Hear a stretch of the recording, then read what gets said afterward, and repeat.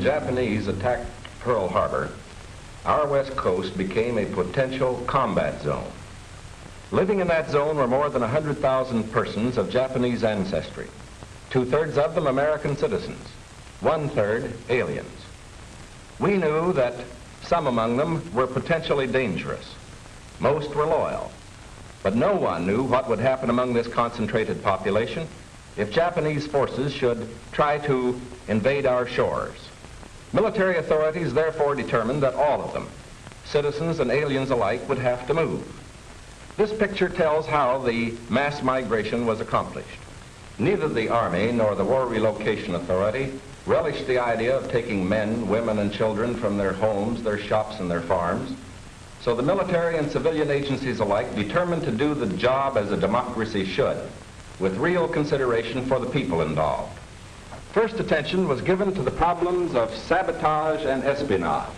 Now, here at San Francisco, for example, convoys were being made up within sight of possible Axis agents. There were more Japanese in Los Angeles than in any other area. At nearby San Pedro, houses and hotels occupied almost exclusively by Japanese were within a stone's throw of a naval air base, shipyards, oil wells. Japanese fishermen had every opportunity to watch the movement of our ships. Japanese farmers were living close to vital aircraft plants. So as a first step, all Japanese were required to move from critical areas such as these. But of course, this limited evacuation was a solution to only part of the problem. The larger problem, the uncertainty of what would happen among these people in case of a Japanese invasion, still remained. That is why the commanding general of the Western Defense Command determined that all Japanese within the coastal area should move inland. Immediately, the Army began mapping evacuation areas and for a time encouraged the Japanese to leave voluntarily. But trouble for the voluntary evacuees soon threatened in their new locations. So the program was quickly put on a planned and protected basis. Thereafter, the American citizen Japanese and Japanese aliens made their civilian physicians made preliminary medical examinations. Government agencies helped in 100 ways. They helped the evacuees find tenants for their farms. They helped businessmen lease, sell, or store their property. Now the actual migration got underway. The Army provided fleets of vans to transport household belongings and buses to move the people to assembly centers. The evacuees cooperated wholeheartedly. The many loyal among them felt that this was a sacrifice they could make in behalf of America's war effort. In small towns as well as large, up and down the coast, the moving continued.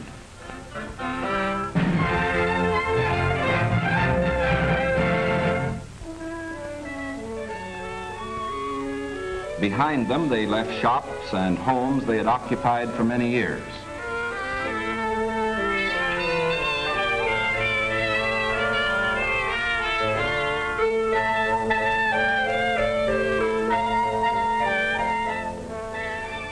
Their fishing fleets were impounded and left under guard. Now they were taken to racetracks and fairgrounds where the Army almost overnight had built assembly centers. They lived here until new pioneer communities could be completed on federally owned lands in the interior. Santa Anita Racetrack, for example, suddenly became a community of about 17,000 persons. The Army provided housing and plenty of healthful, nourishing food for all. The residents of the new community set about developing a way of life as nearly normal as possible. They held church services, Protestant, Catholic, and Buddhist. They issued their own newspaper, organized nursery schools, and some made camouflage nets for the United States Army. Meanwhile, in Arizona, Utah, Colorado, Wyoming, and elsewhere, quarters were being built where they would have an opportunity to work and more space in which to live. When word came that these new homes were ready, the final movement began.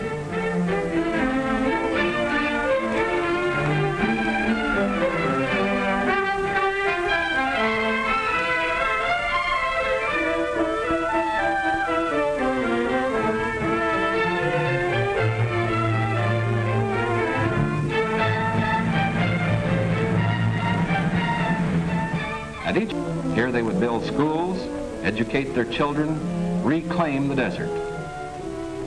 Their own physicians took precautions to guard against epidemics.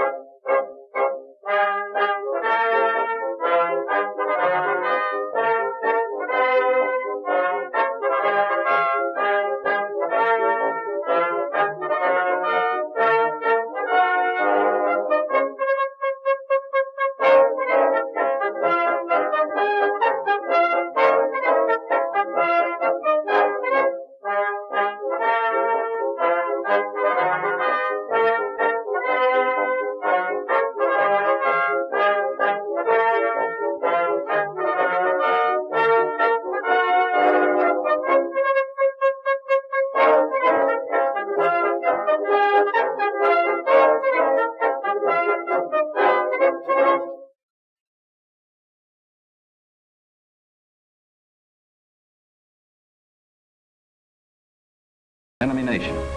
We are protecting ourselves without violating the principles of Christian decency.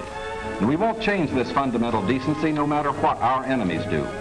But of course, we hope most earnestly that our example will influence the Axis powers in their treatment of Americans who fall into their hands.